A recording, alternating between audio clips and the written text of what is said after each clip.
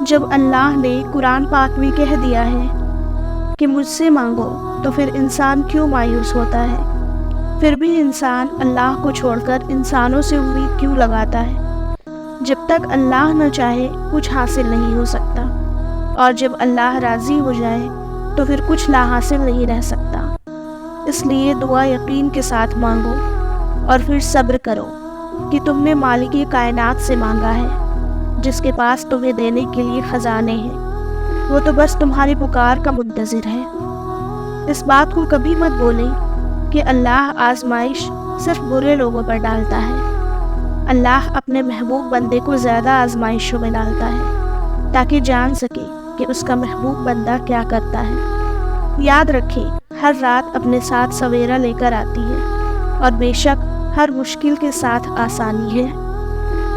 دیکھو، اللہ کو چھوڑ دو گے تو کوئی چیز ہاتھ نہیں آئے گی۔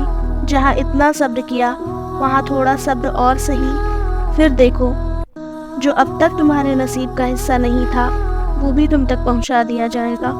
اور غم نہ کرو، کیونکہ اللہ تمہارے ساتھ ہے۔ ایک ہار پہ ہر اس خطا کو بھول گئے ہو جس سے اللہ نے تمہیں ہمکنار کیا تھا۔ اس کی رحمتوں کو یاد کرو اور ذہن نشین کر لو کہ تمہارا رب ہر شے پر کامل ہے۔ جانتے ہو اللہ تمہیں بے بسی کے مقام پر کیوں لایا ہے؟ تاکہ تم اللہ سے رجوع کرو اور یقین سے مانگو۔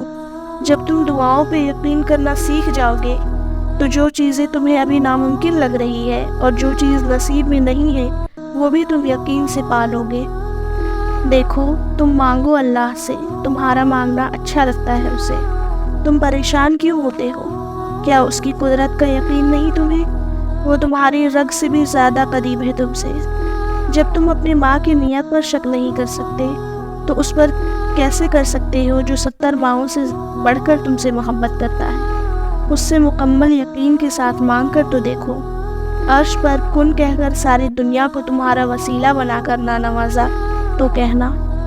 مختصر یوں کہوں گی کہ ہم اس رب کی نافرمانی کرتے ہیں، اس سے نا امید ہو جاتے ہیں اور سوچتے ہیں کہ اللہ سے محبت ہو جائے۔